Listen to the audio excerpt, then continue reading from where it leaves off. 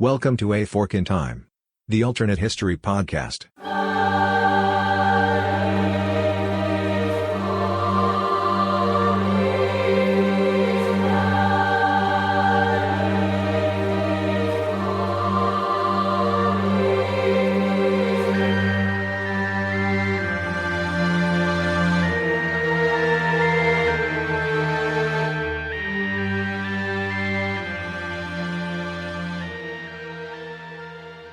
Welcome back to A Fork in Time, everyone, the alternate history podcast. We are back today. We've got Chris Coppola. Hi, good people. Yep, there you go. We've also got Evan Buck, who's coming up with some really interesting research for us today. This one's going to be a bit more of kind of a wild card, kind of all over the place. We're going way further back in time than we usually do. So much a long time ago in a galaxy far, far away. Yep, pretty much. It's going to feel like it too, since we're going to get very sandy today. No word on lightsabers though, or hunting T-16s. Flying a T-16 to go hunt womp rats at Tashi Station. But we'll put a finger. I hate sand. It's rough and coarse and gets everywhere. And it's terrible for your screenplays too. The dialogue is just awful. So today we're going to go back almost to the beginning, or what's going to feel like it, to the beginning of recorded history. We're going back to ancient Egypt, specifically the New Kingdom, which is not very new considering it's like 1300 BC. So it's 3,000 years ago. But you have to remember that Egypt is a country that, had existed for several thousand years before this. So for Egypt, this is pretty new. We're going back to the reign of probably the most famous pharaoh of all time, King Tut, Tutankhamun, everybody's favorite. And this is kind of going to be a religion episode, which we don't usually get to do too much of. This is thanks to a listener suggestion in the Discord.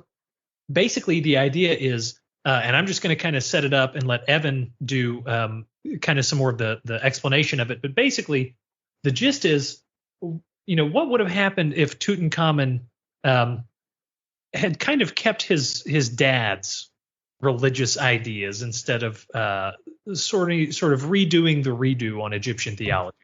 Evan, how did I do setting you up on that? You did pretty well. I'll just add a little bit more color to this. So basically, for a little bit of background, King Tut's father, Pharaoh Akhenaten,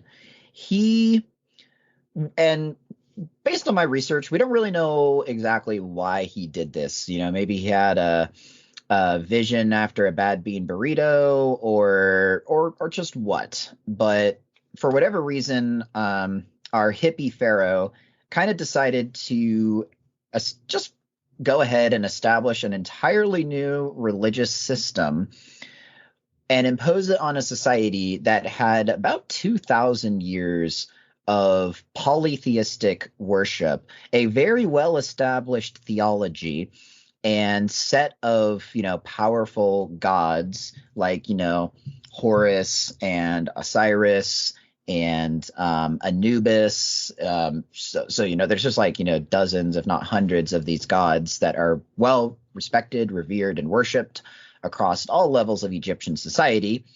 You then enter this one enterprising pharaoh who decides, you know what? I think we should make everyone worship the sun disk god, Aten, or Aten. I think it's pronounced Aten. And I am going to be the one link. I'll be the one, the king, priest, ruler and the link between Egyptian society and the sun god Aten. So he establishes this whole religion, and a lot of scholars call this like one of the first, monotheistic religions. There's a little bit of debate. We won't get too far into the weeds on this, but there's a little bit of debate as to whether this was actually monotheism or not, or if it was, more of Aten is the most important guy, but there's some other gods out there. But let's just focus on worshiping Aten because he's the most important. Or, you just worship one god, but that doesn't mean there aren't any other alternatives out there.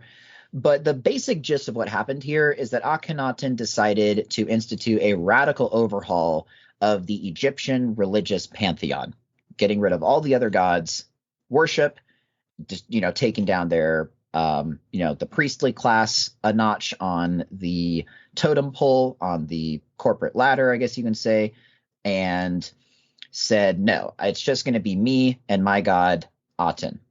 So the fork that we're going to be looking at today is, what if his son, King Tut, decided to keep that religion instead of reverting back to the mean? So King Tut would have decided at the tender age of 9 to continue on the policies and the religious viewpoints of his father instead of reverting back to the 2,000 years of Egyptian polytheistic worship that existed beforehand. And for other context's sake, Akhenaten ruled for about 20 years, if my research was right. So 2,000 years versus 20 years. So we're looking at about 100 times longer of polytheistic worship versus monotheistic worship. So Chris, I'll throw this over to you. What is something that you think would have been one of the bigger changes as a result of this?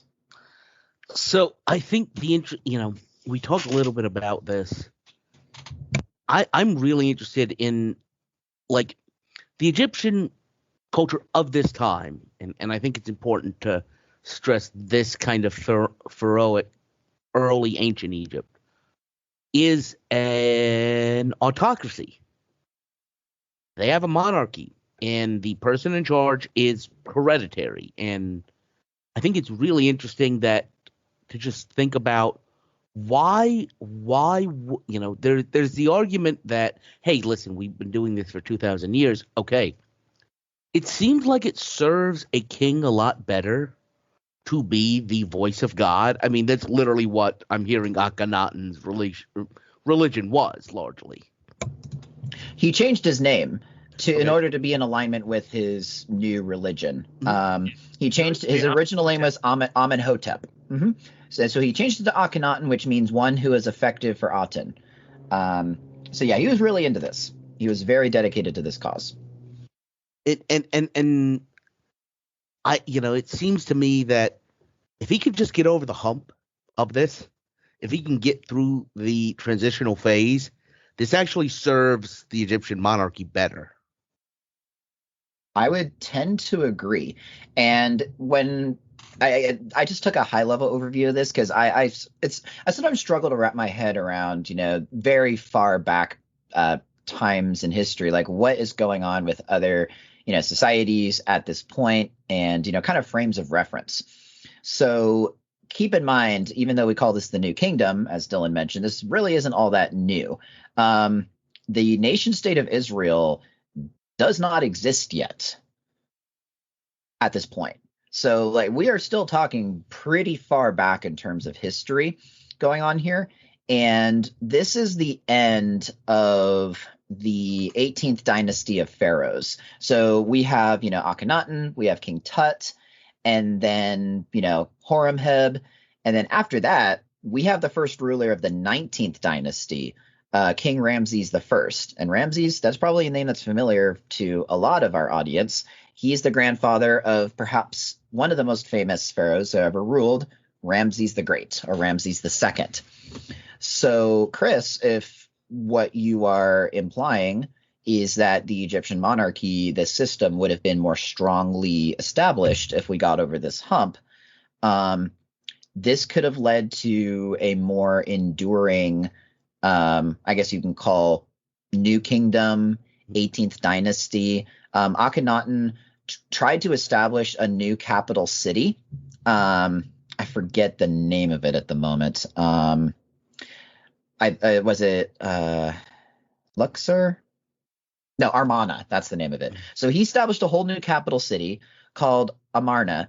And as a little interesting side note, part of why the excavations of this area were difficult is because, well, first of all, after Akhenaten, died and King Tut came in, they wanted to do away with everything possible relating to this pharaoh. They wanted to just blot him out of their history, basically. And so they tried to do whatever they could to wipe it off the map. So this city that he established for worship of his god was pretty much by and large wiped away after a few years. But the thing was is that it wasn't really well established yet, so there wasn't really a lot to take down. And the second reason is because you're worshiping a sun god, the temples that Pharaoh Akhenaten created were very open air. Don't think of them like, maybe a traditional church or mosque or, Jewish temple that you think about today.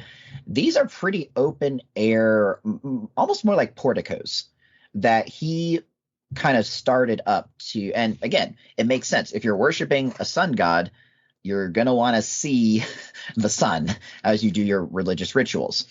So if we have an enduring Atenism going on here, then I think this has really profound effects on not just solidifying control in the head of state as the monarch, but it also has a lot of implications for, culturally, what are expectations for a place of worship? How does man relate to, this sort of whole religious system?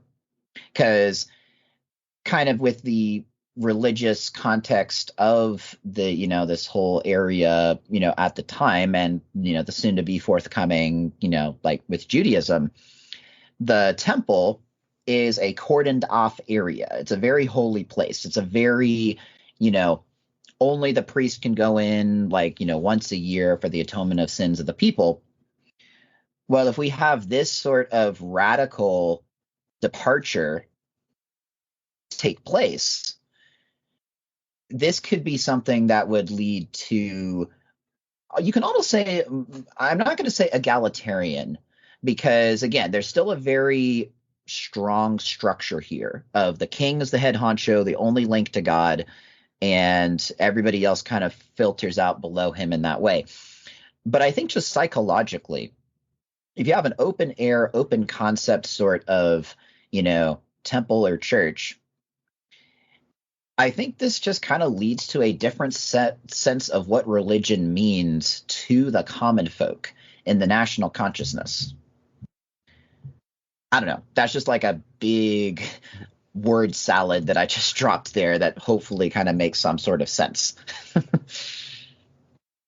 Yeah, I wonder if the most intriguing thing to me is when this happens, this is like right before, at least as best we can tell, because this time period's kind of semi-mythological in that really fun but annoying way.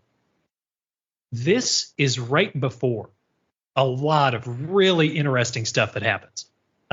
So probably most impactfully for several major world religions, depending on who you talk to, this is like anywhere from 100 to like 200 years before a certain baby gets found in a certain basket of reeds and then brings 10 plagues upon Egypt and then skedaddles. So a stronger monotheistic bent to Egypt, I think, would have some really interesting implications for Judaism in what we understand it, because if you have a more monotheistic Egypt, does that make them not necessarily more tolerant of a different monotheistic religion, but more understanding or pluralistic in a way? Would they be quite as bad in terms of letting the Israelites live inside of Egypt and worship their God? And then not long after that, long meaning like 600 years, but hey, we're ballparking. We're talking in ancient history context here, so long is relative. This isn't the 1950s. Our wiggle room gets bigger as we go further back. But about the 600s BC, Zoroastrianism also which is another very interesting, especially with some of the themes that Atenism has, being this primary focus on the sun. Zoroastrianism, this focus on fire and this sort of duopoly between, Ahura Mazda, the god of light, and Angra Mainyu, the shadow. Yep. Yeah. So I think that also leads to some really interesting, I don't know how much we want to get into the weeds, but the sort of family tree of monotheism, if you will, is going to look very, very different in terms of the influences from various things. I think. Oh, 100%. I mean, first at first blush, I think the story of Exodus may be changed in that we still have, the conception of the Jewish God, but I'm picturing a little bit kind of like the Chinese interpretation of the change of dynasties, which is Pharaoh lost the favor of the one God. We picked that up because we were following the rules that are, hey, all of a sudden revealed to us. So I don't know that really changes much at all of the understanding of Exodus. The one thing I do find interesting, kind of getting back to my previous point of, I threw China in there. There's no contact with China yet, but I do feel like there may or may not be contact with China yet, but we don't have to worry about it. Right. in the understanding of these early Middle Eastern empires, we are getting to the point where they're interacting with each other. And I do think it's an interesting concept that, man, if I'm Hammurabi and I'm, coming up with a code of laws, being God's visage on earth helps me. So it helps you out quite a bit. So I kind of feel, you mentioned Zoroastrianism coming out of what is today Persia, Iran. I think once somebody breaks through that, I think once they realize how helpful that is for their power structure, a lot of people aren't going to adopt necessarily the Aten understanding of what God is, but you're going to adopt that structure, and you're going to see multiple instances of, think about how people understood the Crusades.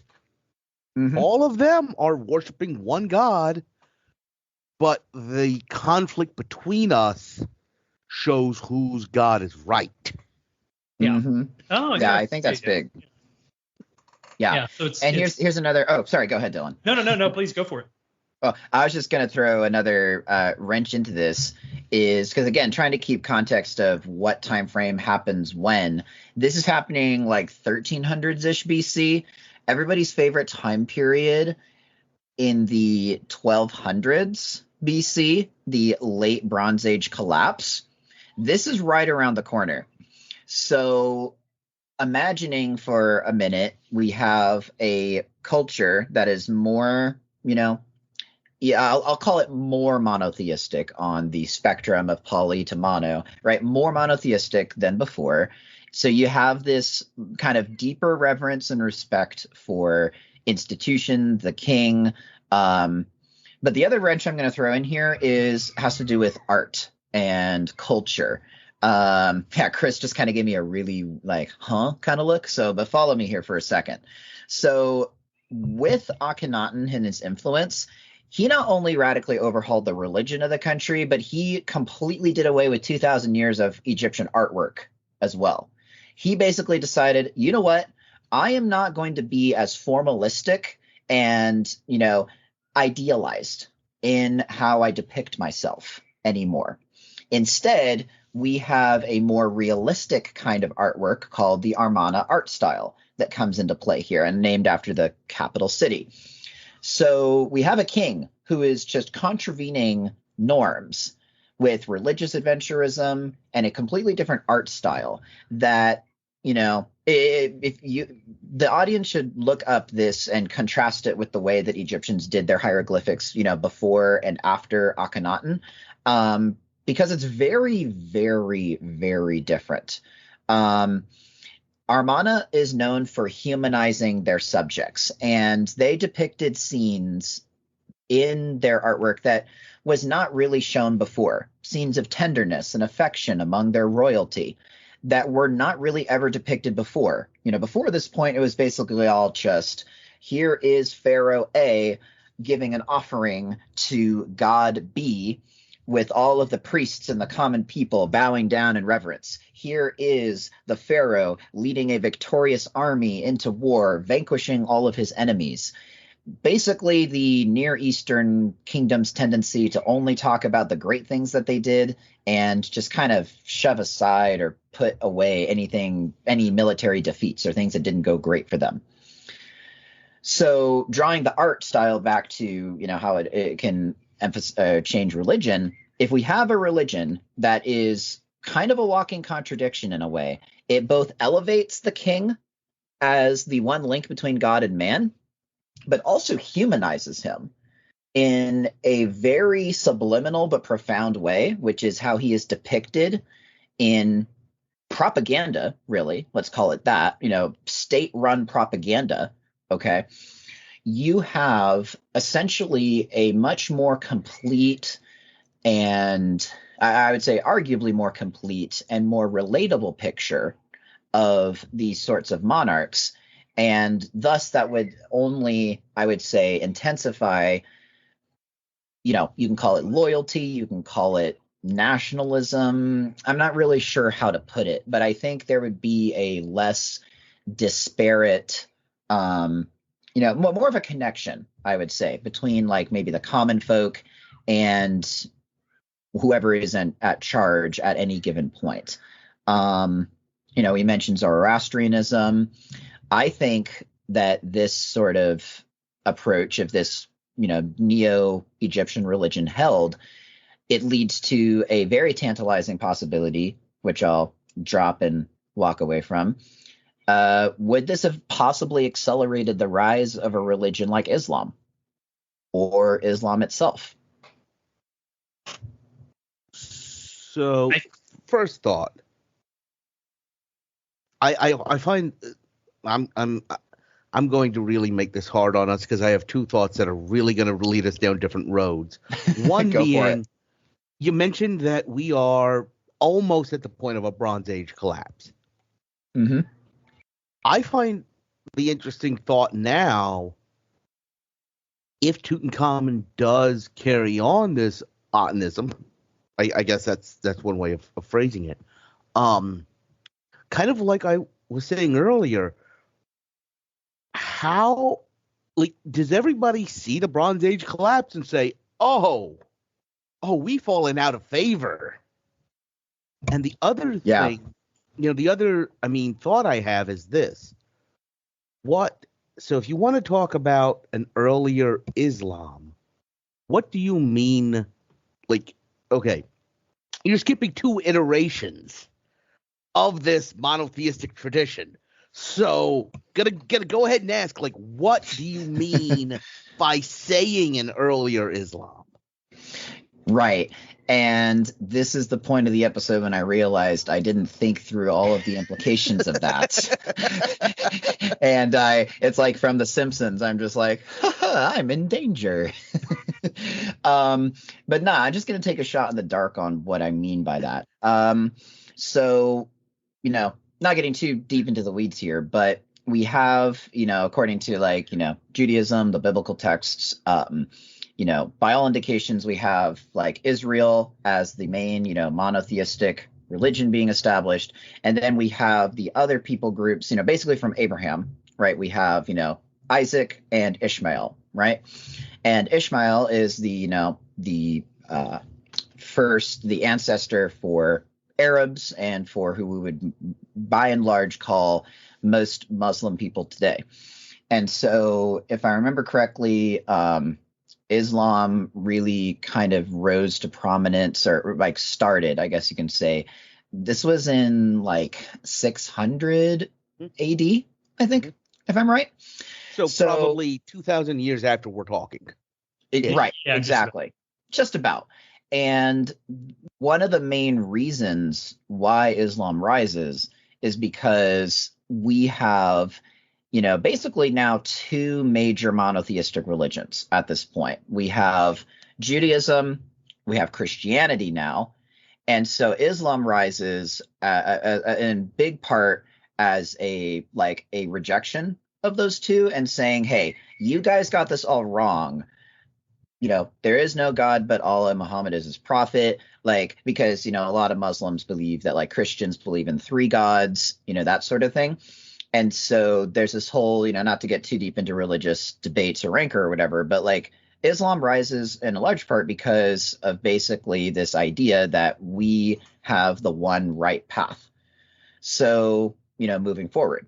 So if, as Chris, as you mentioned earlier, we have shifting 2,000 years earlier, this whole idea of we're this one people group united around this one king and this one deity, or one principal deity that we worship, then I think it is a possibility that Egypt's influence of this monotheistic-ish religion with a much more strong central power structure in play would maybe have other surrounding kingdoms in the area be like, all right, maybe there's something there. Maybe there's something to think about. And so it would probably not be like Islam as it, came about in our timeline, but maybe something, I guess you can call it a proto-Islam, some sort of Ishmaelic, Arab sort of, religion that is central to their national sense of identity, I guess, is kind of a way that I was thinking about it.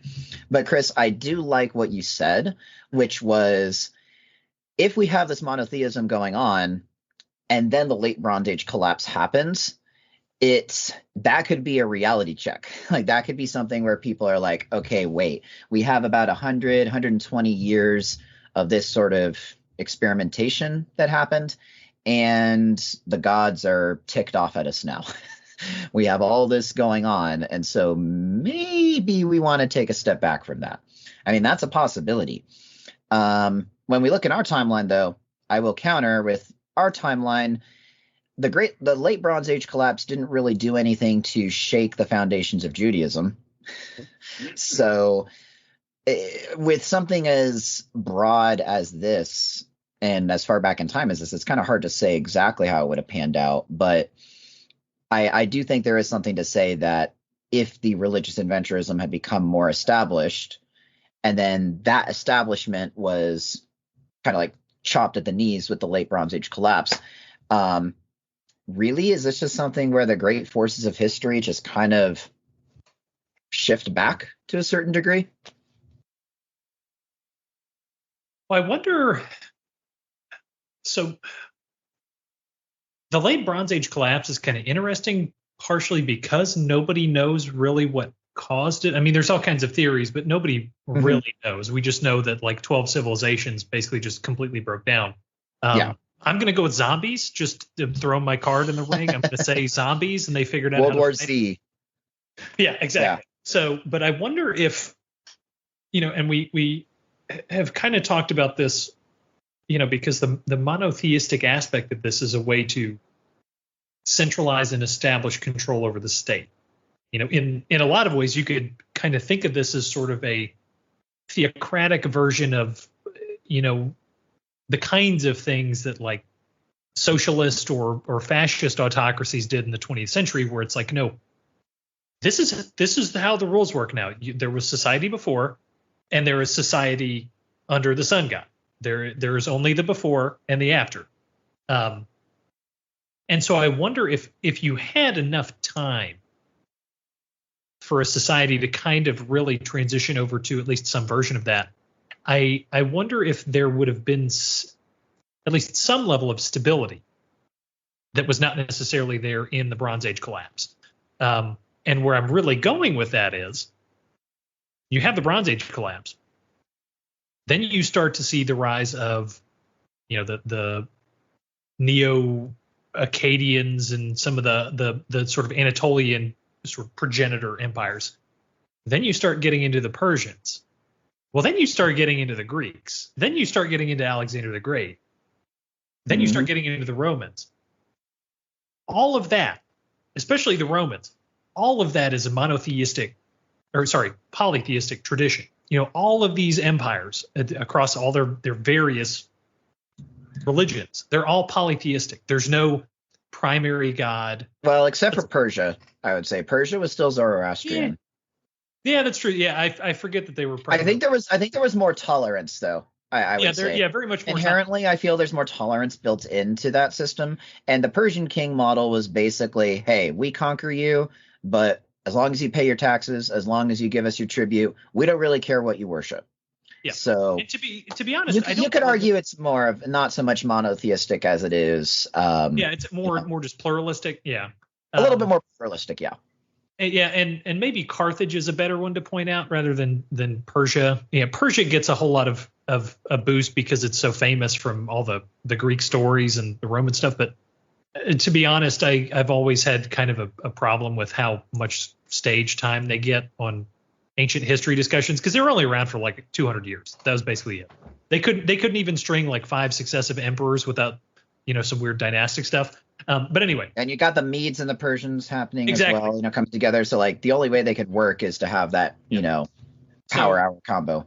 But I guess what I'm really getting at is would if you have a more centralized sort of monotheistic sort of more centralized state, would that have helped survive the Bronze Age collapse? And would you also have a kind of a big diaspora of peoples in the Bronze Age collapse? This is where you start seeing, some of the Minoans and Mycenaeans sort of become the progenitors of early Greece. This is when you start seeing sort of some of what's going to end up being the sort of Carthaginian, Phoenician, and early Greek colonies in sort of the Western Med. You start seeing some of this diaspora. I wonder if a stronger monotheism is going to alter kind of the landscape of the ancient Near East to the point where sort of what we understand as the classical origins of civilization, Egypt, to paraphrase the Bible here, Egypt begets Assyria, begets Persia, begets Greece, begets the Alexandrian Empire, begets Rome, begets Carthage, blah, blah, blah, blah, blah. I wonder how much of that house of cards is even the same, depending on how strong this is. I think it may exist because you're seeing these as, like I was saying earlier, the surviving empire is the favored successor. Yeah. Mm-hmm. Right. And we're thinking about, like, if we think down the line of empires as well, part of why, for example, Rome came in and was able to, establish a lot of control was because with the previous Greek empire, you had that system of polytheistic gods, which Rome basically came in and said, all right, that's a cool system, but we're just going to change all the names and basically have the gods be the same. They didn't even change their answers. They just used a different font. Yeah, it's like, all those memes about like, hey, bro, can I copy your homework? Sure, but make sure it doesn't look like change it just enough so the teacher doesn't catch it. Right. Well, the Romans didn't even really do that. And so you have this religious tradition of the Romans. Egyptian society, again, had thousands of years of polytheism at their back. So when the Romans came in, they're just like, hey, look, we got the Library of Alexandria. We got Alexander that came in with his system. And we were cool with that because, I mean, not really like they had a choice because they were conquered, but you get what I'm saying. There was not like an entrenched like religious backlash to that. It was instead, hey, you know what? You guys, you got your gods. We're cool with worshiping that too. We got all these other gods that we're worshiping and we're cool with that. We got thousands of years of that backdrop. So if you have an Egypt that is now monotheistic-ish and has, assuming it goes through and survives the Bronze Age, now you have possibly much more acrimonious relations with any sort of polytheistic, sort of successor state or empire, assuming those polytheistic states would still rise and still exist, which I would assume there would be to some degree. You have this possibility for greater conflict. And that, if we look at a broad swath of history of, from like the time of Christ, Middle Ages time period, there's basically this really oversimplified meme in my head right now that you guys might have seen, which is basically, During the Middle Ages, it was the Arabs that were more focused on doing science, and the West and Europe that was more focused on too busy fighting religious wars. Now in modern times, it's flipped, and it's more so the West that's focusing on doing science, and the Middle East that is focused on fighting religious wars or conflicts. So if you somehow flip that on its head, I guess you can say, to where you have this religious conflict happening on a grander scale, I guess you can say, that could lead to a pole shift in how the flow of history happens. And that's probably one of the broadest statements that has ever been uttered in the hallways of this show. But that's just something that I was just kind of thinking and spitballing right now as I was yapping, I guess you can say. Well, and that's one of the fun things about a topic that's this far back is we can kind of prognosticate a little bit, and we don't. I have a little bit of license here, okay? Yeah, exactly. Yeah, we don't have to. As long as we don't have unicorns and dragons flying around, anything is at least relatively within the realm of possibility. I mean, let's be 100% honest. Like, look at it objectively. Ain't a whole lot of differences between that and the plagues of Egypt. Can we talk about that for a second? Like, let's just say that, okay? Like, flying lizards. Yeah, we just said that's a thing, okay?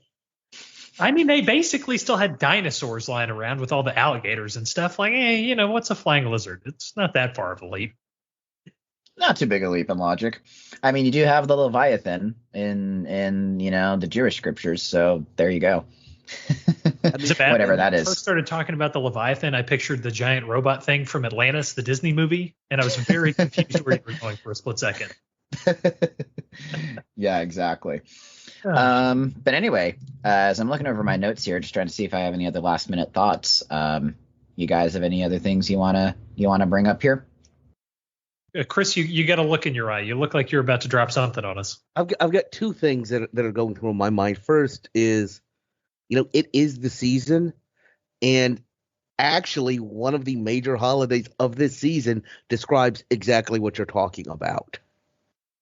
If you think about the story of Hanukkah, it was the occupation of Judea by basically Greeks, the successors of Alexander's forces, as a polytheistic religion, trying to force that onto a monotheistic group. So that's exactly what you're talking about here. Yep.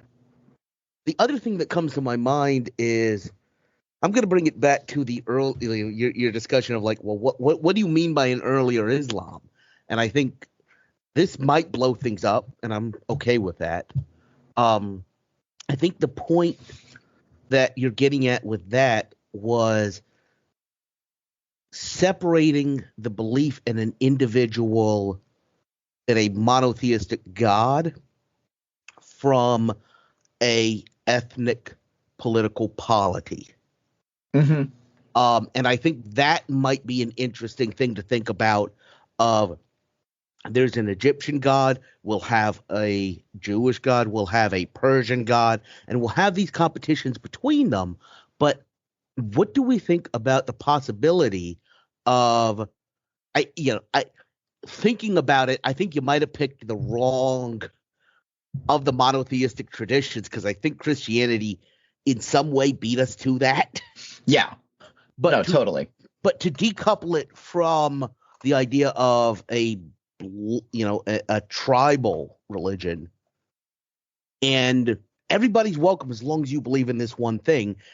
What does that do to a kind of Mediterranean world where each individual polity has its own monotheistic tradition?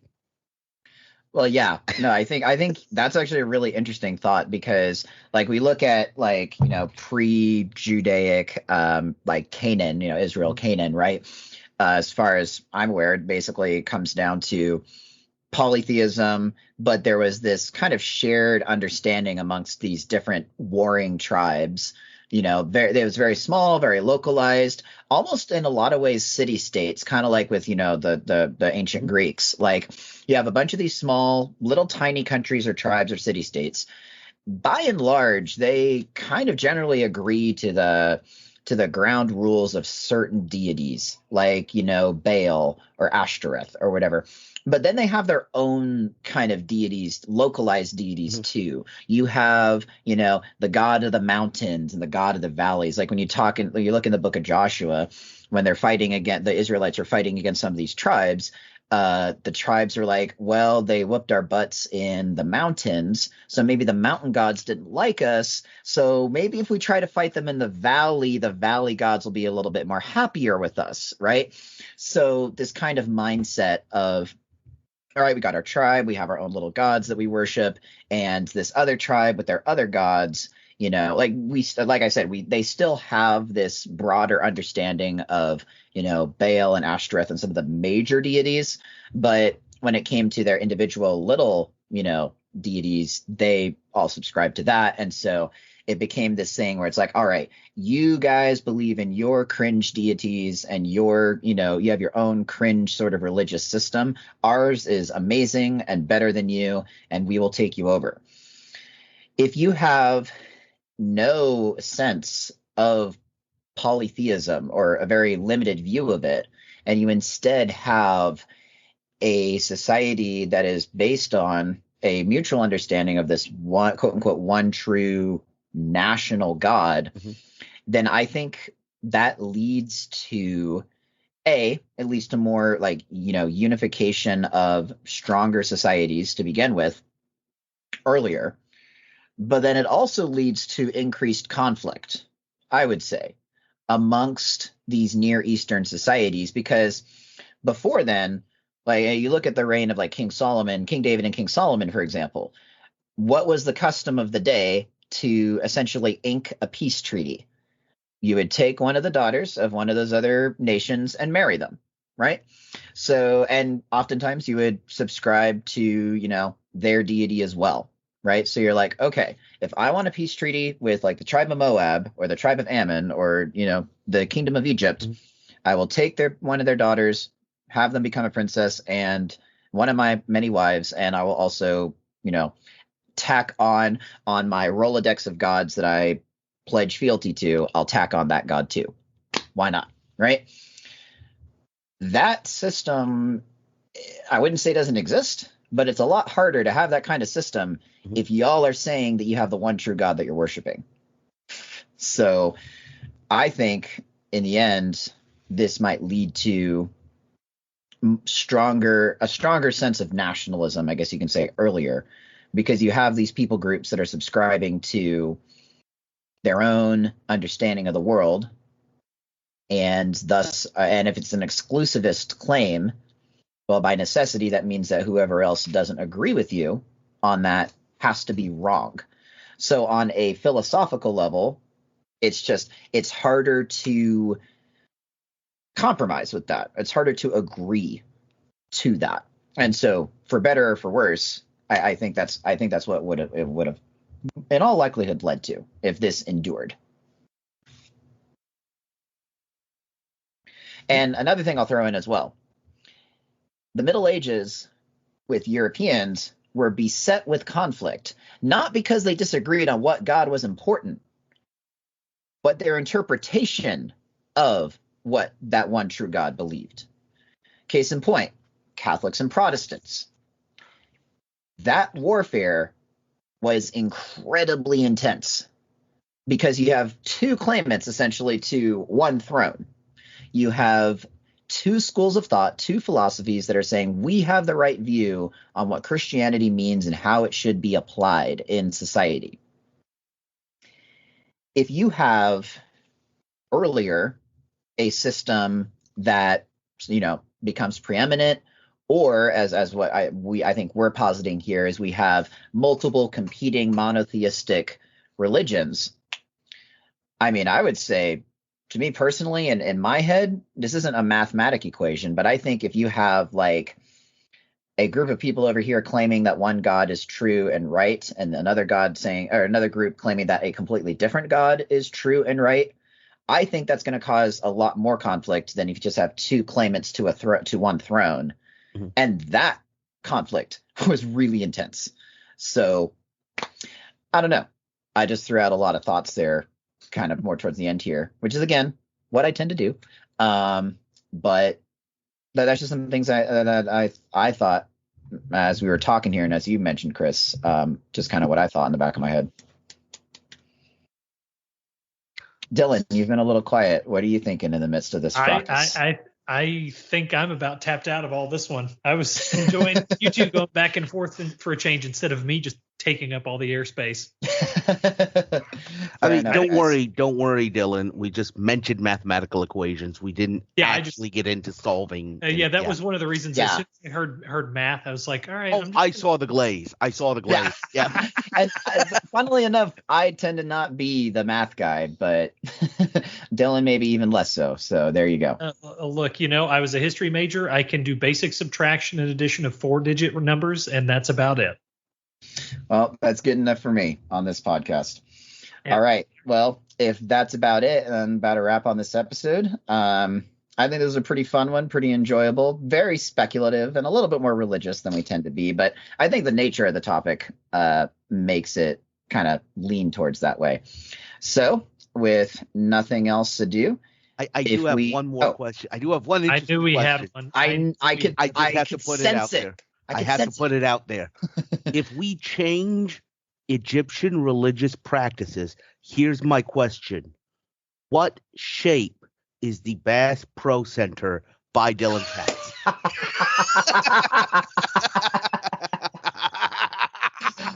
Okay, I did not expect that. I would actually say that it doesn't change at all because it's mirrored, which just reflects the glory of the sun. Okay.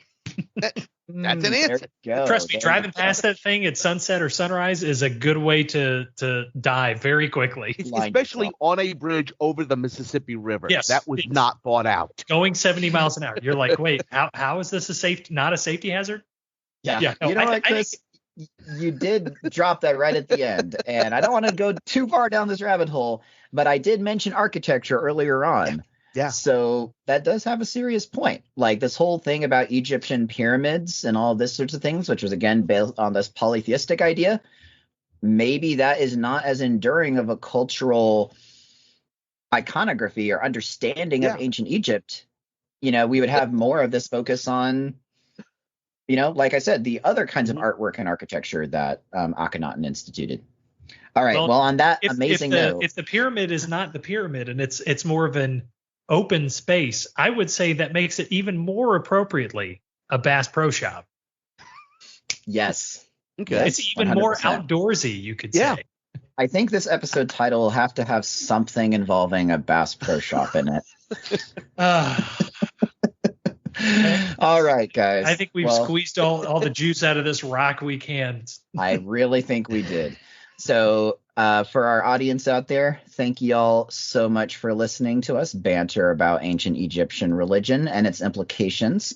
And Dylan and Chris, as the famous question goes, if we see a fork in time, what should we do with it? Take it. Take it. Thanks, guys, for listening.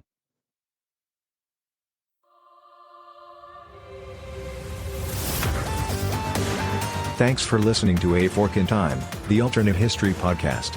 Learn more and provide feedback by visiting our website at www.aforkintimepodcast.com. Connect to us on Facebook at facebook.com/aforkintime or follow us on Twitter at AFIT Podcast. If you want to support the show financially, visit our Patreon page at patreon.com/aforkintime. We hope you will join us next time.